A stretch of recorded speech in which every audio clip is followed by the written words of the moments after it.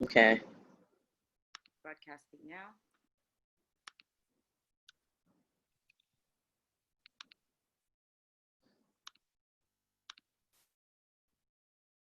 And posting the group.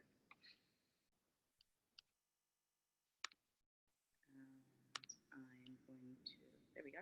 So we are now in the group and we are now. Good morning, Fawn. Great. Good morning, Fawn. All right, Good morning, everyone who's joining. All right, we've got some eyes in the group.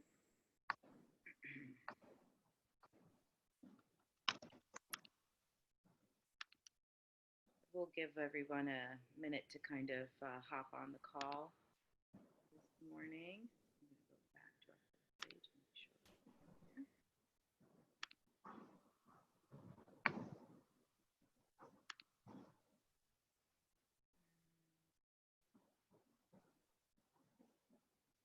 All right. You ready to share the document? Yep, I'm going to pop it up. Okay.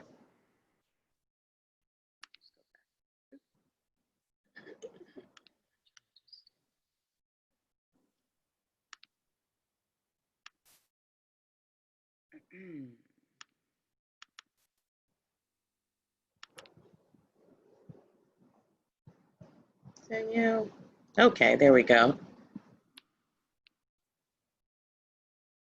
All right, you ready to get started? Yep, let's get started. Okay. Good morning, everyone. Welcome to our July 2019 National Call.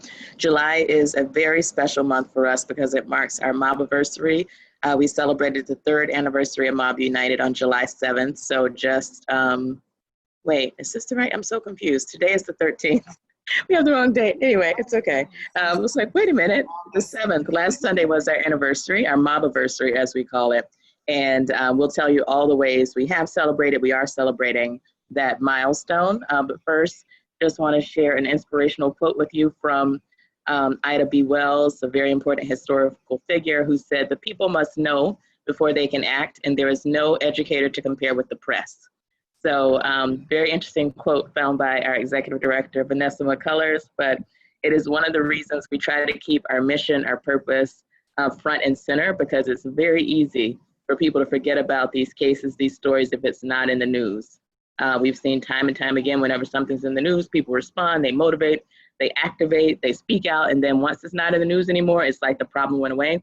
But guess what? The problem didn't go away. So we have to make sure we keep this mission front and center. So going on, just to tell you a little bit about our purpose and mission, in case you know, or even if you do, we're Moms of Black Boys United. We're a nationwide coalition of moms of Black sons all around the country and many moms globally as well, but we're organizing in the US. And our 501c3 organization provides information and support for moms of Black sons and also promotes positive images of Black boys and men. We also have an advocacy organization, which is a 501c4, that's called MOBB United for Social Change. And through that organization, we advocate for policy change. We try to change the system. So in the first organization, we focus on what we need to do to equip ourselves as moms, to help our sons navigate all these situations that they may find themselves in the educational system, criminal justice system, mental health systems. And then once we're equipped, we also advocate for the system to change through legislation and policy through our 501c4 in terms of how Black males are treated by law enforcement and in society. We do that with by being a resource and a voice. As I just mentioned, these are our two organizations. So the 501c3 is a resource for moms and sons. The 501c4, MOBB United for Social Change, is the voice, where we speak out in public forums on these issues. We do it through a 5-point approach to try to influence policy. That's mainly through the 501c4, to change perceptions of Black males from negative to positive, to demonstrate our power. That's politically, economically, that's going to be critically important in the upcoming 2020 election, to partner strategically with other organizations and individuals who can help advance the mission, people who are concerned about the same issues. We've done a lot of amazing partnerships with really great organizations and people who are committed to this cause. And we believe, as it says in our name, that we are better united, that we're better when we unite within ourselves, and we're better when we unite with others who are working on similar issues. So we're not trying to own the space, so to speak. We're trying to work with as many people as we can who are trying to get this problem solved, because that's more powerful than doing it alone. And lastly, but not least importantly, we promote self-care. A big part of the reason we all came to this group is because we have been on a continual basis distraught about all the negative stories and traumatic deaths of Black males, particularly at the hands of law enforcement. And we have to shore ourselves up psychologically, mentally, spiritually. And that's why we support each other, and we find ways to proactively promote self-care within the group as well. So that's a little bit about us. This summer, as I mentioned, we're celebrating our third MOBBiversary. And we just want to tell you a few ways you can support the organization. We really need your support. One, whoever you are, wherever you are, you can donate. We need funds to fuel this fight. We host seminars, we host webinars like this, we host interactive workshops, we show up and do panel discussions, we host film screenings. All of that costs money. You know, I wish it was free, but it's not, you know. So all of our funding goes directly to programming. We're an all volunteer organization, but we need money to rent out venues, to get equipment, to get catering, whatever we need to make the event come to life and actually have people show up.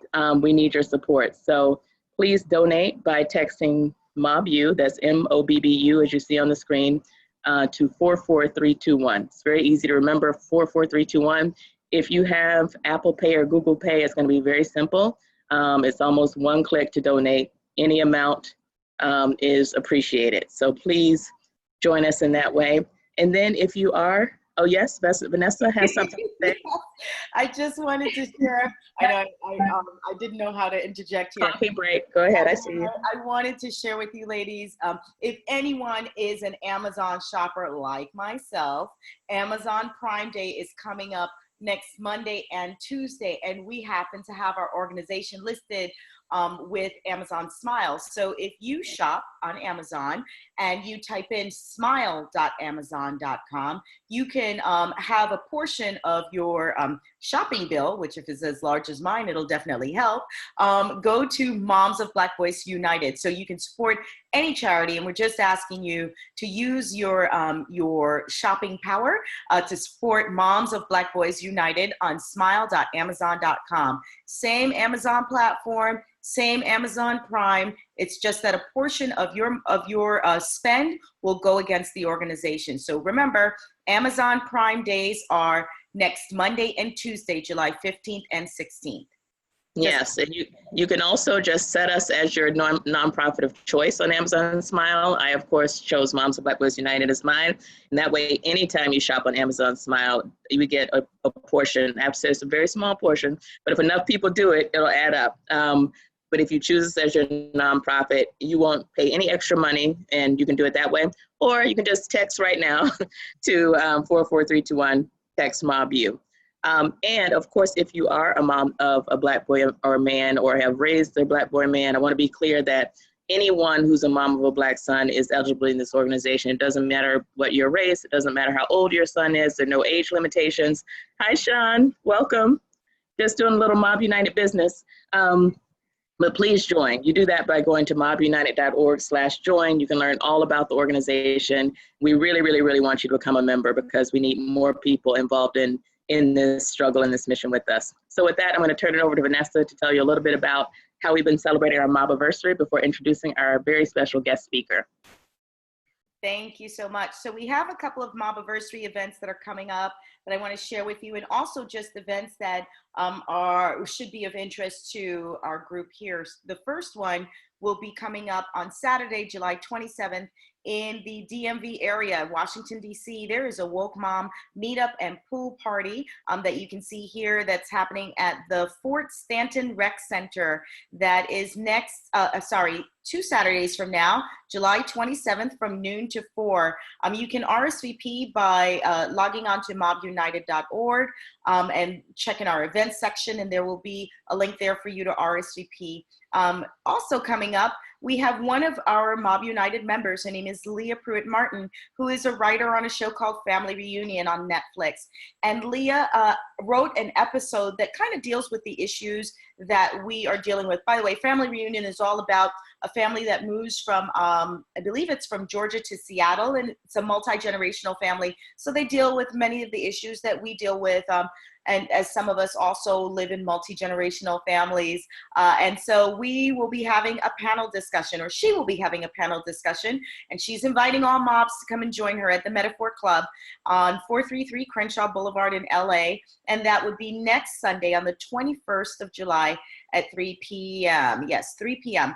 So if you want some more information on that, please check out the event section in the MOBB United Facebook group, or you can reach out to Leah or to me via Facebook, and we'll share some more information.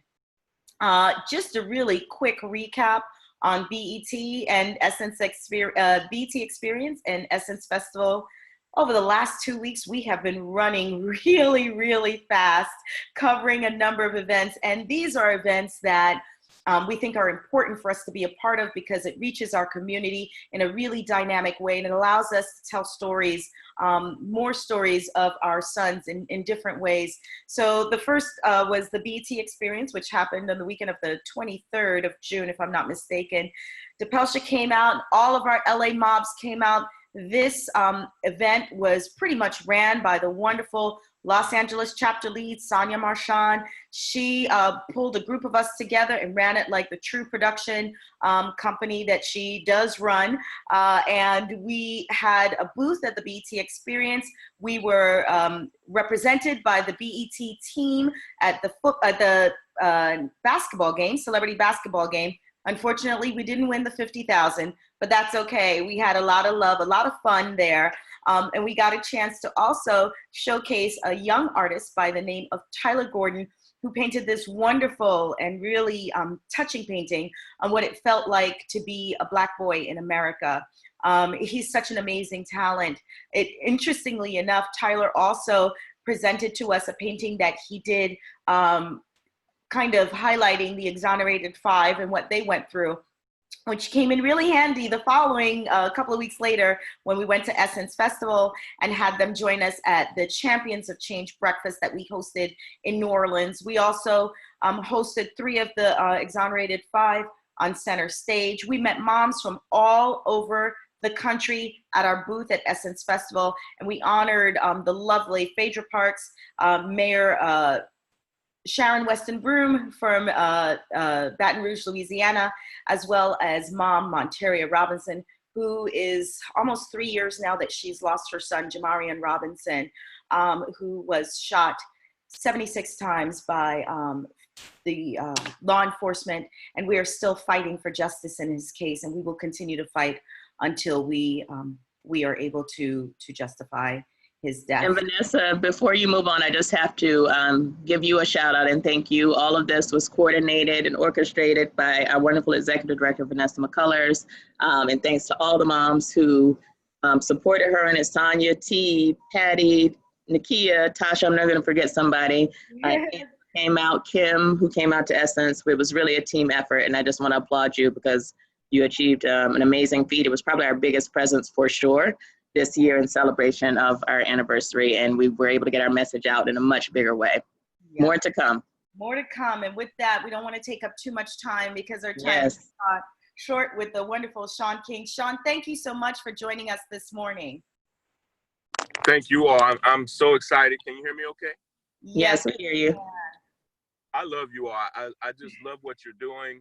You know, any of the stuff that you just said, none of it would happen on accident. It all requires a degree of intentionality just to love ourselves, to care for ourselves, to do that. And so I enjoy just hearing how much you all are doing in the world. And I watch you all from afar, and I'm just grateful that you're doing the work. And it just reminded me that, you know, so much of what I do is focused on issues of mass incarceration and police brutality. Everything that we do does not and should not be centered in our pain. And that's what's beautiful about what you all are doing, is that when it's time to advocate for an issue that's problematic and disturbing and painful, you're there. But everything that we do can't be centered in that. And the work that you all do really shows the balance that we have to give ourselves. And I'm grateful that you all are living in that space. This is one of those balanced mornings for me. I told my wife, I said, you know, I have a video call that I have to make this morning. She said, yeah, after you drop the babies off to get their hair braided. so I saw somebody in the car with you. yeah. So I'm waiting for the braid shop to open up. And, Oh no. Okay. So I'm here waiting for the braid shop to open up to drop off one of the babies. And you know, I say that because you know, my wife and I, we stopped posting pictures of our kids on social media a couple years ago, and we started getting so many weird threats and other things that happen. But what that does is it eliminates really the biggest part of my life. Being a father, I'm 39. I've been a dad since I was 19. Wow. And my wife and I have been together since we were 15 and 16. And we have literally been parents our entire adult lives. We have 5 kids. And because I don't share the photos and videos of them and their lives, which dominate, just like any parent who's listening, my kids' lives dominate my life every single day, and I love being a parent. It denies people a chance of seeing really the richest part of my life, which is being a father and being a parent. And so much of what I do, fighting against police brutality and mass incarceration and injustice around the country, is really centered in the reality that I want this country to be better for my kids. In my car now is my daughter, who's 6, and our kids are from 6 to 19, and elementary school, middle school, high school, and college. And they're going to be here long after the 3 of us are gone, and long after all of us who are tuned in are gone. And I just refuse to accept the reality as we have it, that things have to be this way for them. And so much of what I do every single day, fighting against injustice, I do with them in mind. And you know, one of my best friends is a friend of you, is Lee Merritt. And Lee Merritt's a civil rights attorney, and he and I went to Morehouse together. And Lee and I both do what we do in huge part because we have these huge families that we love and adore, and that we want to create a better world for. And I know that's what this group is about, and that's why you do what you do, is to say, no, we refuse to accept the status quo. We refuse to accept things the way they are, and so we must do the work ourselves to make them better. And I'm gonna tell. There's a story that I want to tell, and I think it'll be instructive because it cost me a lot to learn the lessons that I want to share with you. In 2014, my family and I, we had just moved out to Southern California. I'm in Brooklyn, and we live in New York now, but we had just moved out to Southern California, and we had lived in the South our entire lives. My wife and I were born in Kentucky. We went to Morehouse and Spelman for college, and then we stayed in Atlanta. And our kids were born there. We bought our first home there, and so we lived in Atlanta for almost 20 years. And I got this job offer in Southern California, so we moved to Southern California, and I was no longer doing a lot of the work that I'm doing now. I was actually working for an environmental charity called Global Green, and I was the director of communications for that charity. And in the summer of 2014, almost literally to this very day, it was July 17th of 2014. I was in my office in Southern California, and a buddy of mine that I went to Morehouse with sent me a Facebook message that really changed the entire trajectory of my life, and I couldn't have seen it coming. And life is weird. Little simple moments like that can sometimes change your entire life. And I'm at my desk at Global Green, and my friend, the brother I went to Morehouse with, he lived in New York at the time, and he was friends with a brother named Ramsey Orta, who filmed the murder of Eric Garner almost 5 years ago to this day.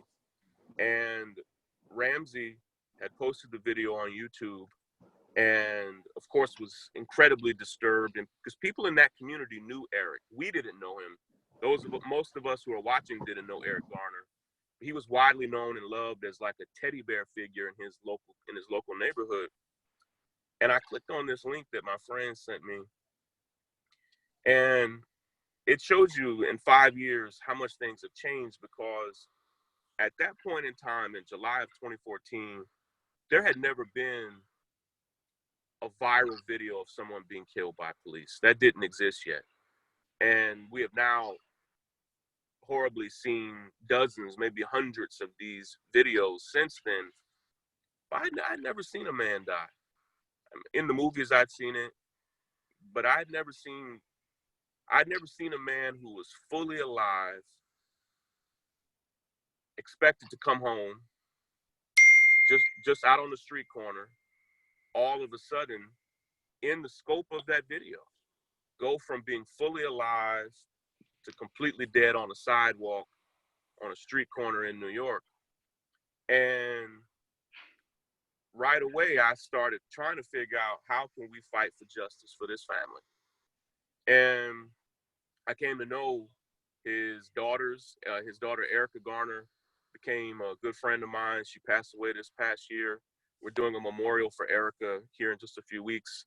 I came to know his grandchildren, his wife, his mother, and you couldn't tell me that we weren't going to get justice for Eric Garner. Like, I knew we would get justice for Eric Garner, because I'd never seen so many people come together in an organized manner, determined to get justice. And I knew, it was naive of me, but I just knew in my heart that we were going to get it. 3 weeks later, I got a phone call that a young brother named John Crawford was shot and killed at a Walmart in Ohio. And that same weekend that Mike Brown was shot and killed in the middle of the street in Ferguson, Missouri, a day later, there was a young brother in Los Angeles, Ezell Ford, who was shot and killed by police, shot in the back, unarmed brother who was having a mental health crisis. And then just 3 months later, 12-year-old boy Tamir Rice was shot and killed.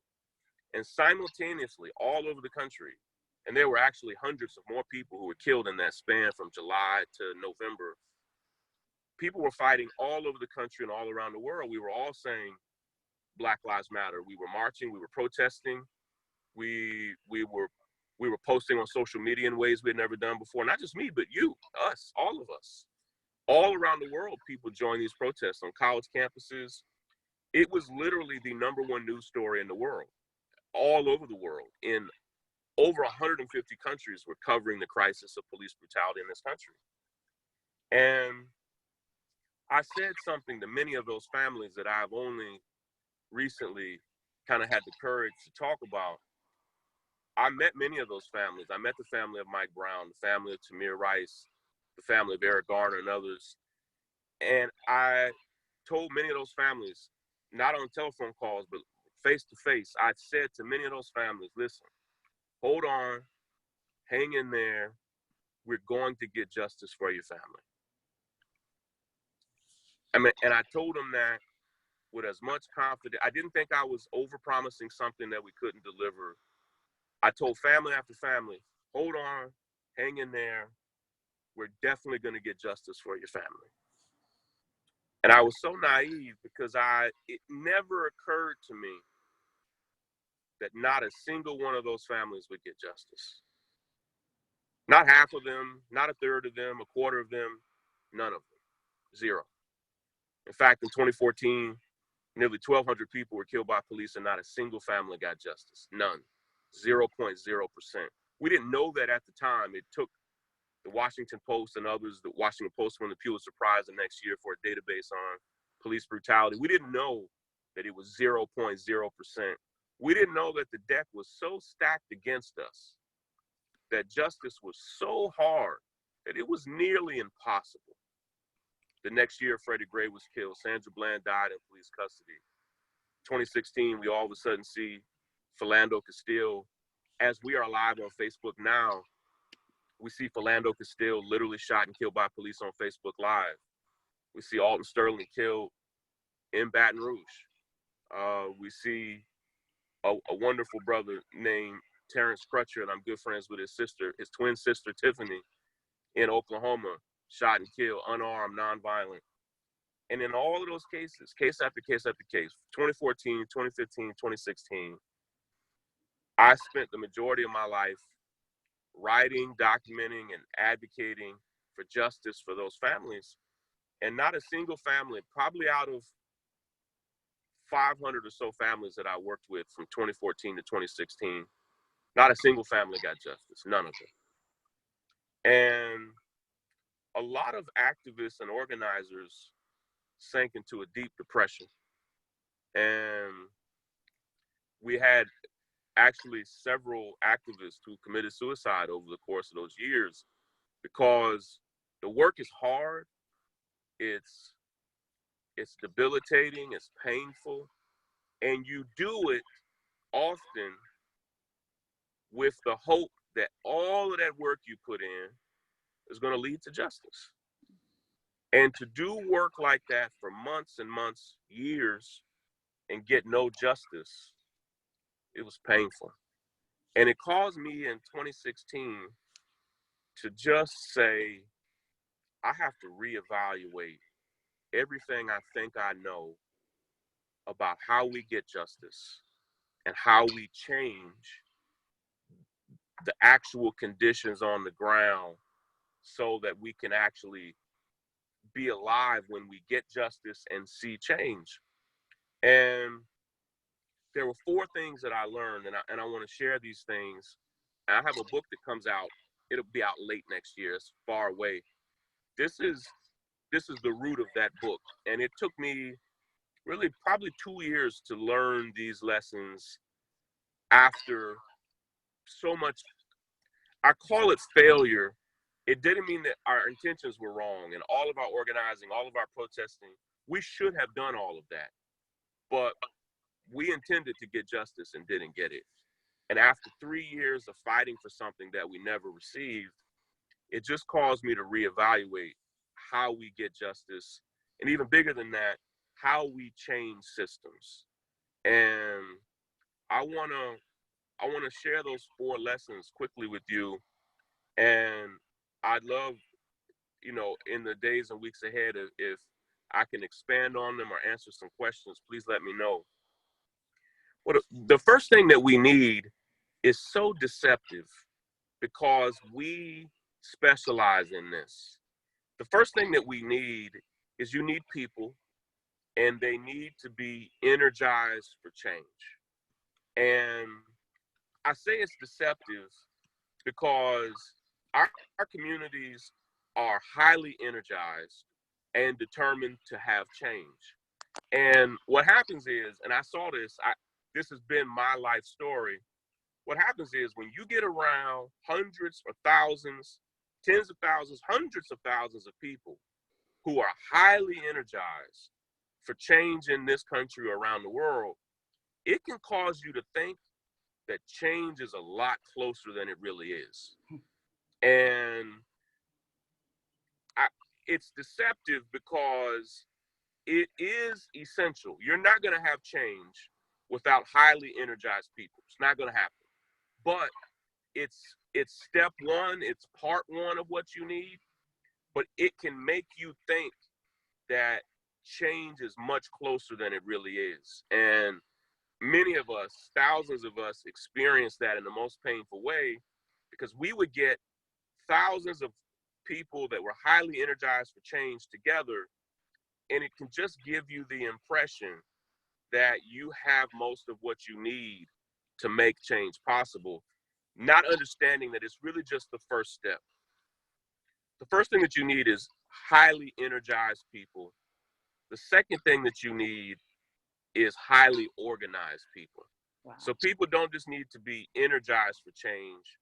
They need to be deeply organized for it. And I think there's something about social media which I use and you all use masterfully, that has dumbed down what it means to be deeply organized.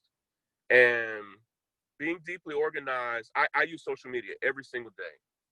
Being deeply organized is deeper than a Facebook follow or a Twitter follow. It's deeper than a retweet.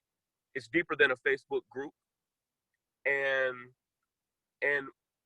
it's deeper than clicking the angry face emoji on Facebook. Like that's an expression, but it's not necessarily organization. And like, here are two examples of what I think it means to be deeply organized. And it's why I love what you all are doing every single day, because I think you're an example of what happens when you take organization deeper.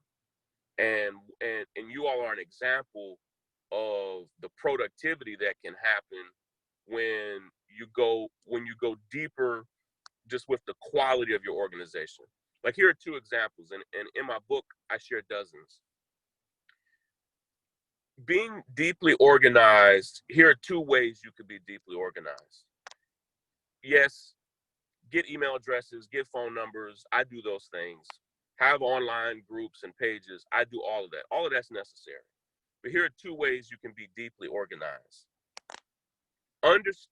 Do you know the skills and gifts of the people you're organizing? Ask yourself that. Have we made an honest assessment of the skills and gifts, the background of the people that we're organizing? Because often, like, I have a group now of people that I'm organizing, and now that I have everybody together, the next thing that I'm going to do in this group, and it's something I'm actually doing right now, the next thing that I want to do in this group is make kind of a detailed census of the skills, gifts, background, and experience of the people that we're organizing. And an email address doesn't tell you that. Even them joining, you have to ask for it. You have to make an assessment. And one of the greatest resources that we have that is significantly underused, and I see this all over the country, is we have people that are ready to volunteer with us, but nobody has ever asked them, what exactly is it that you're good at? Like, what's your background?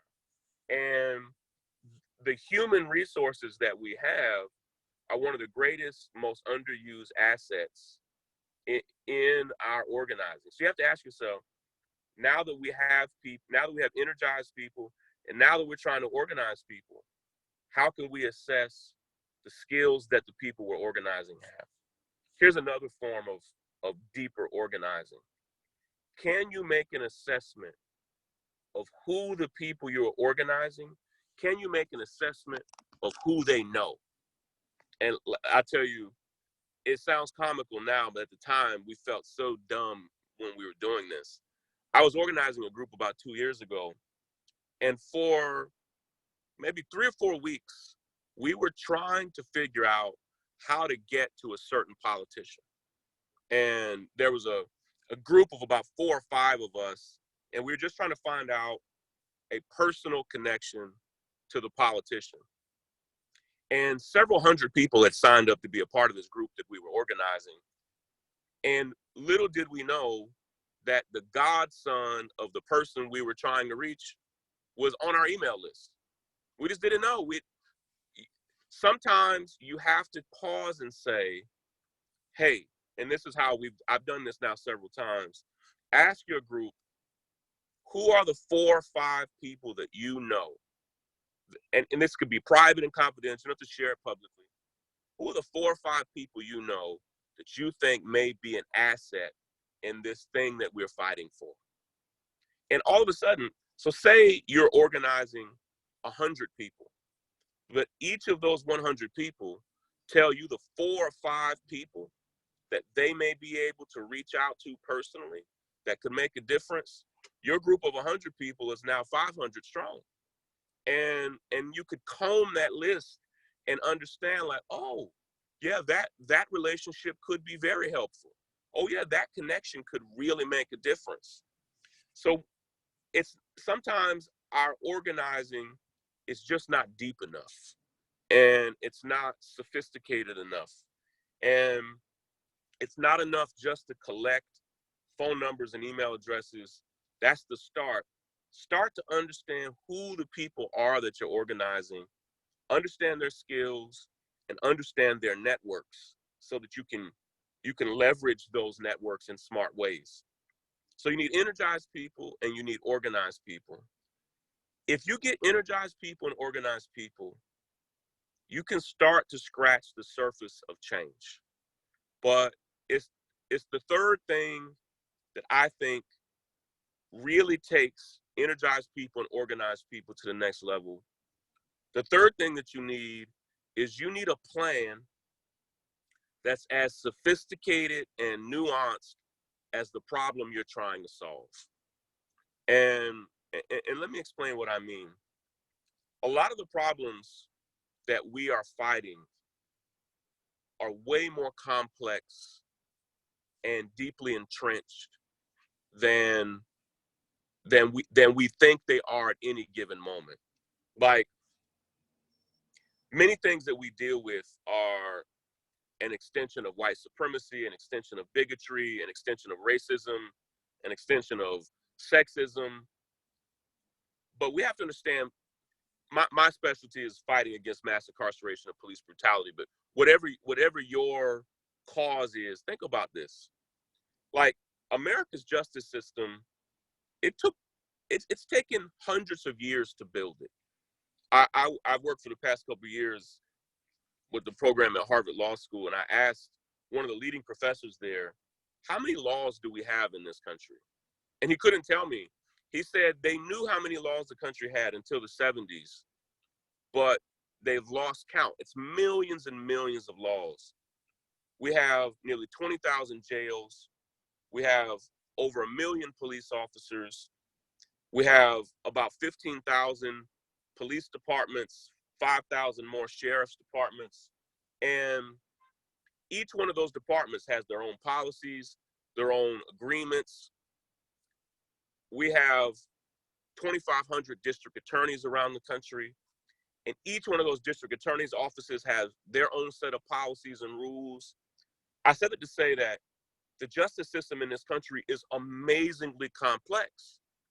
And if our plan to solve a problem doesn't match the complexity of the problem, the sophistication of the problem, what we'll find, even if we're energized and organized, what we find is that the problem will overwhelm our plan, and that our plan is insufficient for the complexity of the problem that we're facing.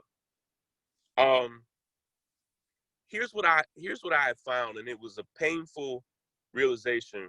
In writing my book, I interviewed activists and organizers all over the country, and I asked them to share with me their plans.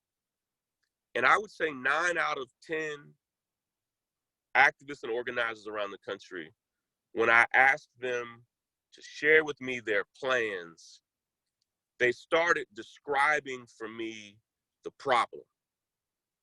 And when they would describe the problem, it would be masterful. When I would speak to local organizers and activists all over the country, I traveled to 40 different states.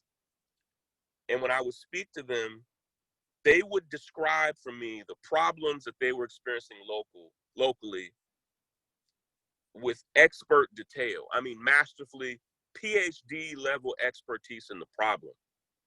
But understanding the problem is not a plan. It's not the same thing. Understanding the problem can help you create a plan.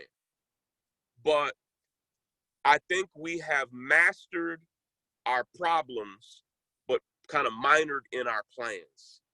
And we have to have plans that are as complex as the problems we're trying to confront. So when you get energized people, you get organized people, and you get sophisticated plans, you're going to start seeing some change happen. I've seen it happen in my own work, and I've seen other people who've brought those three things together. But the last thing is also necessary. You need organized people, energized people, complex, sophisticated plans, and you need resources. They have to be well funded. The fourth thing is you need energized and organized people, sophisticated plans, and they have to be resourced. They have to be well funded. And you can do good work without being well funded, but it will not go as far, it will not go as deep as it needs to without the resources that change often really requires. And we have to understand in any industry that where we're fighting for change, if it's in the environment, if it's in educational systems, if it's in the criminal justice system, if it's in systems of economics and entrepreneurship, that we're often fighting against causes and systems that are very well resourced. We may not always be able to be on the exact same level as financially as those we're fighting against, but we have to actually be able to compete financially on some level. And, you know, what I encourage people to do, and this is for everybody who's listening, you have to make the cost of change a part of your budget. And social change has a line item attached to it. It's never free. And historically, particularly when we think about the civil rights movement, a lot of our social change movements have come out of religious institutions. They were often funded and supported by those religious institutions. But if we're going to do the work that we do on our own independently, we have to figure out, how do we fund it? How do we support it financially? And it will require us, for all of you who are watching and listening, it'll require you to put your own money into it, as many of you have already done, and I'm so thankful that you've done that. You know, I was a pastor for almost 15 years, and, you know, there's a scripture that says, you know, where your treasure is, where your money is, there your heart is also. And all it really is saying is that your budget reveals your heart. Your budget reveals your priorities. And if whatever change it is you want to see in the world, if you really, really want to see it, I should be able to look at your budget and improve it. And it requires a serious financial commitment to make change. And when I think about, there's a group that over the past few years has had organized people, energized people, sophisticated plans, and they've been very well funded. And it's the NRA.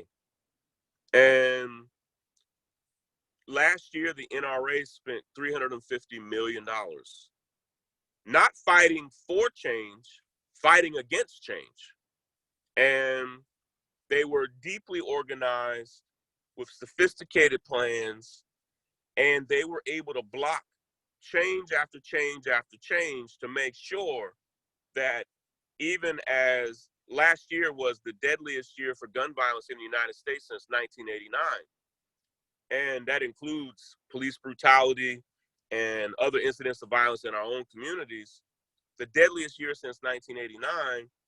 But even though every study shows that the majority of Americans want some common sense gun reforms, there's this group that's energized and organized with sophisticated plans, that's well funded. There's this group that makes sure no change happens. And I'm not saying we mimic the MRA. I'm saying that there's an equation to how you make change. And we have to figure out what that equation is for us and use it in a way that makes sense. And, you know, I'm trying to use those four things now. And you don't have to do it with a lot of fanfare, but you have to make sure that if you have energized people, that you start organizing them deeply, that you craft plans that are as sophisticated as the problem, and that you just figure out what's our game plan to fund this. And if you can get those four things moving at the same time, you'll make change. And here's why I'm encouraged, and I'll close with this, because I see the braid shop is texting me and saying they're ready to braid my daughter's hair. So, all right, hold on, sweetheart. I'm still encouraged. I still have hope, because I don't think that we've thrown energized people, organized people, sophisticated plans that are well-funded. I don't think we've thrown our best work at our worst problems. And we've thrown one or two, sometimes three of those things at our worst problems, but rarely have we thrown all four of those things at our worst problems at the same time. And when we're able to get those four things moving at the same time in the same direction, I think we'll begin to see some serious substantive change in our communities on the issues that really matter. I gotta run, or I'm gonna get in trouble. But Thank you so much, Shaun. That was yeah. amazing. And I just want to encourage people to join the North Star and also to listen to the breakdown, which is amazing. I listen to it all the time, and you really break it down. I love the music. I love everything about it. So we just want to thank you and continue to support and encourage you as well on your journey. And we hope we'll have more opportunities to work together. Absolutely. I appreciate you. Yeah, the Breakdown podcast starts back on Monday. And if you search the Breakdown with Shaun King on any podcast platform, we have 57 episodes that are up there, and I hope it's instructive. My background is actually in history. My undergraduate and graduate degrees are in history, so I really try to lean on that through the podcast. But and like you said, we have original music on each episode, and so hope you all can join in and tune in. Thank you. I enjoyed being with you. It's amazing. I'm a Howard alum too. I have to shout out HBCUs. Getting it done. Absolutely. Yeah. Going to Morehouse changed my life, and just having that HBCU experience was a powerful experience for me as well. For sure. Take care, everybody. We hope to. Thank you so much. Thank you. All right, Vanessa, do you want to do the wrap up? Sure. I think maybe we should. Let's see. Should we go back to the deck? Do we have more? No. You know what? We're good. I think we should leave it on Shaun's note, because it's a big one. It's right. In many ways. I think the lessons that he learned or that he shared were really on point for our organization, particularly at the place that we are now. For sure. Me kind of diving into that a little bit and sharing my thoughts on that. I think, what we've done over the last month or so didn't happen by happenstance. It was, a lot of it was dreamed up by us, but if it weren't for people kind of coming in and rallying around us and saying, you know what, we can do this together, it would not have happened. If Sonia Marchand hadn't said, V, I got you, it would not have happened. If Tasha hadn't said, we can do this, it wouldn't have happened. If T didn't brush off, some of her dust on her computer and say, I can do these graphics, it would not have happened. And if you did not believe enough in us to, kind of help us put the budget in place and then reach out for more people to help fund those things to help bring us awareness, it would not have happened. His message could not have been more timely for us as we're moving into MOBBiversary, and as our membership is growing and as our chapters are growing. I think it's important for everyone to realize and for us to really, take stake, as he said, and as we've always said, just talking about our issues on Facebook is just not enough. It's not enough. Hitting a like here or there, cry emoji here or there, it's not going to make the changes. It doesn't make any change whatsoever. It makes you feel better. That's it. It makes you feel better, and only for the moment. Right. Until the next situation happens, or until the next verdict comes in. There isn't, if you ask me, the price of what we do, and it's not just a price tag in terms of budget, but it's also in our livelihood. Like, we all give up a lot. The volunteers in this organization, and I hope that there are enough people really listening to this. And for those of you who are volunteers, please share this message, because I think it's really important that you share this video so other people can understand. The current volunteers that we have in this organization give so much. You all have no idea how much we give. It is not just our time, It is a personal sacrifice from our families. It is sacrificing from, we pull time away from jobs that we get paid for to dedicate to this organization. And we, this small group of hardworking volunteers who go at this day in, day out, we can't do this alone. We need you all. And if you can't give your time, then please give your money. Please give some funds towards helping us move this fight along, because we are not doing this just for our sons. We are doing this for your sons as well. That is for real. Man, I'm so glad that he shared that with us today. Yeah, I just want to recap his 4 points because I was taking notes. So number 1 was you need highly energized people. And I'm in my mind, I'm checking off. So I do think we have a small and mighty group of highly energized people. We wouldn't have gotten this far without it, but we need more highly energized people because we don't have unlimited energy. So the more people we have, the more we can get done. We need highly organized people. I think like one of our strengths and the reason we've been able to do so much with so little is because we have been very organized and strategic in our approach. So I'm like, okay, check, check.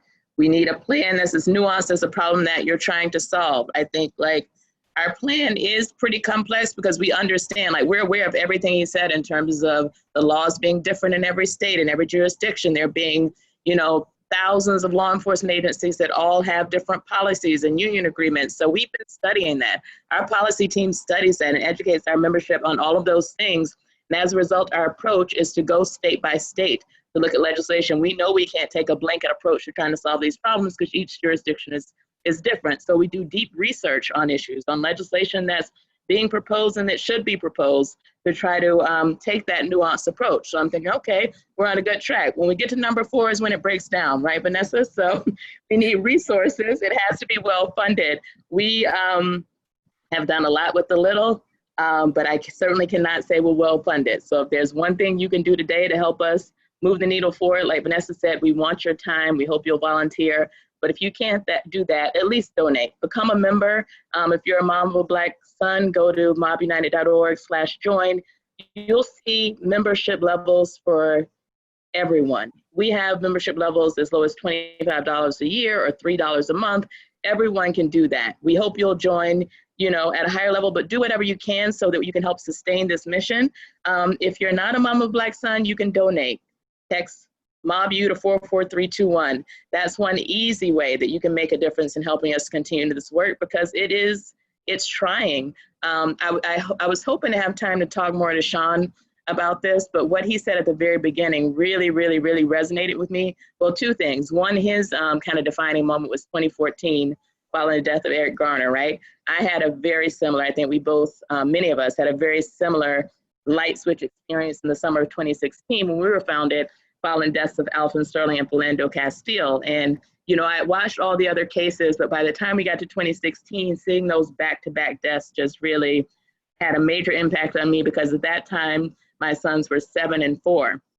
And at the same time I'm watching this, I saw this stat that said by the time a Black boy is 10, he starts to be looked at suspiciously. He starts to be looked at as an aggressor, not as an innocent child anymore. And I remember literally thinking, I have 3 years to solve this problem. I remember literally thinking, my oldest son is 7 and he has autism. I have 3 years to figure this out for him. And that's what motivated me. So it definitely came from a very personal place, like Shaun said, in terms of wanting to solve this problem for the next generation, for our children, for their children. I just can't imagine living in a world where it's okay that all of the cases he listed, and we've gotten to know many of those moms as well. Sabrina Fulton, we met Mike Brown's mom, we met Tamir Rice's mom, we spent time with Eric Garner's mom. So we have, you know, lived through many of these cases as well. And to think that all of that could happen and we all see it now on video and there not be justice, I can't live in a world like that. We talked about it on the BET Experience panel in terms of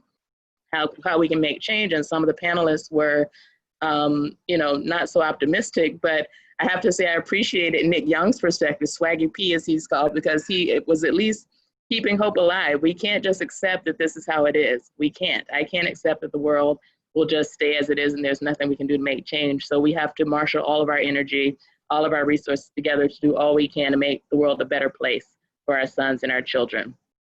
So I just wanted to share that. Anything else you want to say before we wrap up?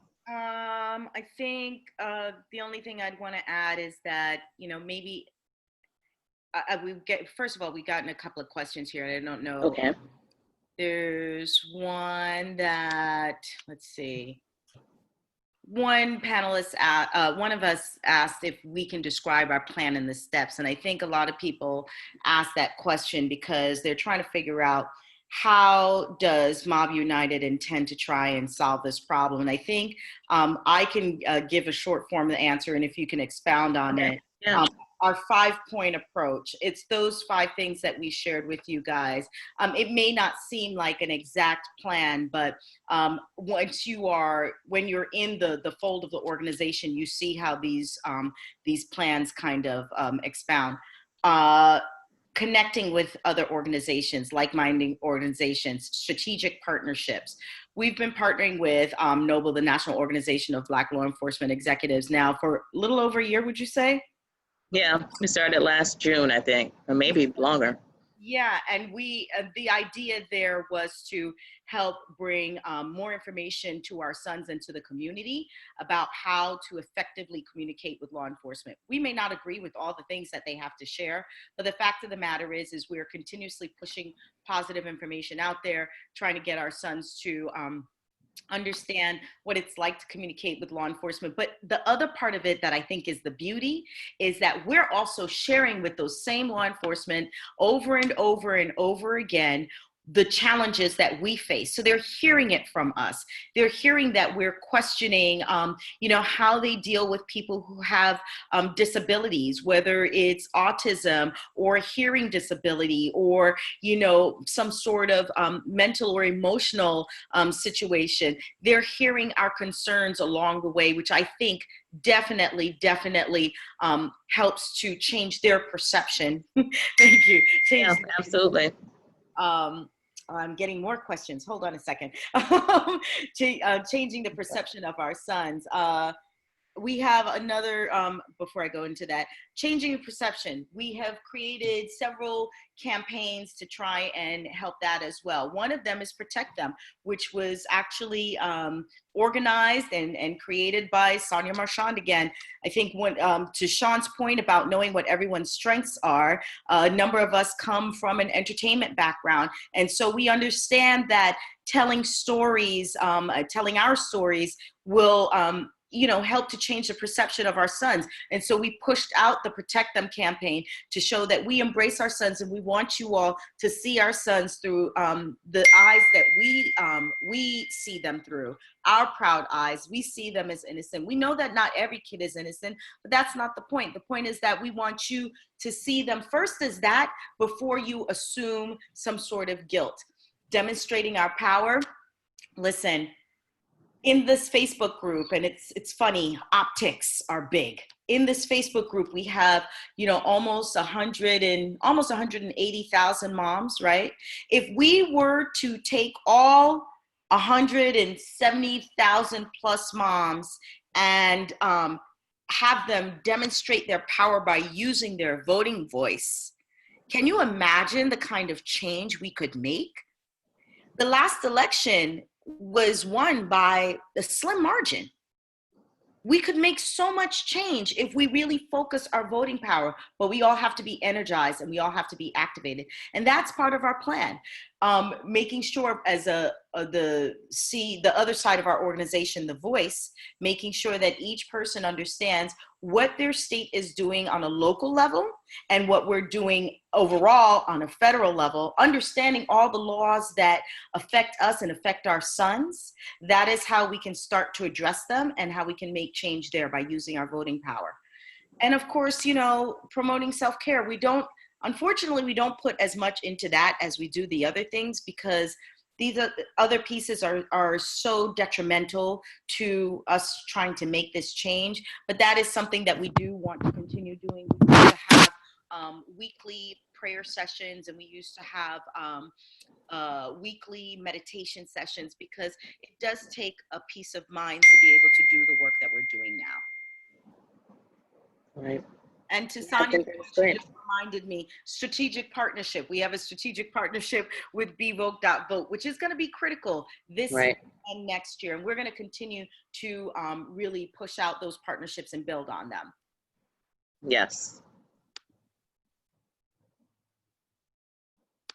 Let's see, what else do we have here? I have another question that says, to be a member of MOBB, do you have to be a mother of a Black son? And if not, can you only donate?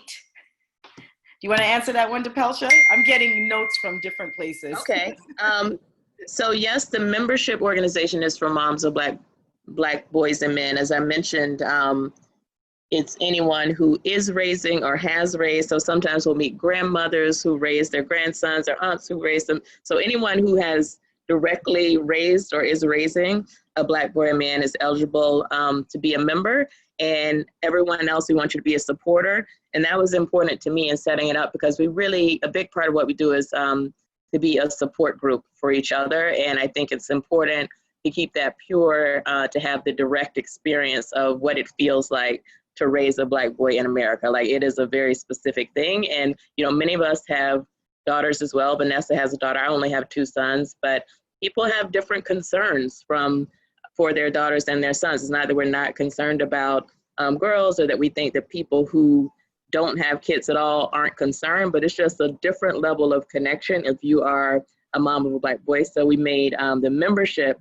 for that population, but we have lots of ways, like participating in this call this morning. We have a lot of things that are open to supporters as well. So yes, please join if you're a mom of a Black boy or man of any age, no limit on the age. Or I had someone ask me recently, what if my son died? Can I still be a member? Absolutely. If you've ever had the experience of being a mom of a Black boy, please join. And if not, please donate, and please help spread our messages. Please participate in our call to actions. We have a lot of calls to action on our website and on MOBB United for Social Change. So just stay tuned in and help us to spread our message. All right, my computer's about to die. Oh no, okay. By the way, I'm live from Florida, where I'm celebrating my sister-in-law's 50th birthday celebration. So happy birthday to Laura Wynn, who's in the group. I don't know if she'll ever watch this, but that's why I'm here with this nice background that does not look like Brooklyn, New York. Any more questions before? We've got a lot of comments this morning. Not sure who this person is, but she said, our plan should stay liquid as the world changes. We must be fluid with change so we can be on the cusp of current issues affecting our boys. And she also said, this is from Galaxy S9. I'm sorry, I hope you're still here. She is in it for the long haul. Thank you so much. And hopefully you have already joined mobbunited.org. If not, please do at mobbunited.org/join. All right. Yes, thank you. Have a great weekend, everyone. Much. See you next month. Oh, next month. What? Oh, okay. Yes, next month. Go ahead. Next month's speaker. If everybody is still there, next month's speaker, we will have the prolific Dr. Yusuf Salam, who joined us in New Orleans. Thank you to everyone who, oh, thank you, Danielle. Sorry about that. Thank you to everyone who has supported us along the way. Dr. Yusuf Salam will be our speaker for next month, and I hope you'll join us then. On August the 10th, that's where that date came in. Oh, okay. On Saturday, yes. August the 10th. So Fawn had a question. If you joined under one membership and want to change to a different membership, how do I do that? You just log in to the way, whatever password you set up, and you should be able to get to your profile and change the membership. If you have any challenges with that, feel free to email tech@mobbunited.org. We're Beth Lundy, our head of technology, who I hope is listening and agreeing with this. We'll be happy to help you. I am also going to post, I did it yesterday, but I will repost answering your question, Fawn, about Amazon Smile. I will repost it in the group today. The link, okay. A couple of times throughout the weekend so that we can get everyone who uses Amazon on a regular basis to donate a portion of their spend to Moms of Black Boys United. Is that it for us today? I think so. everyone have a great weekend. You too. Bye All now. right. Bye, everyone.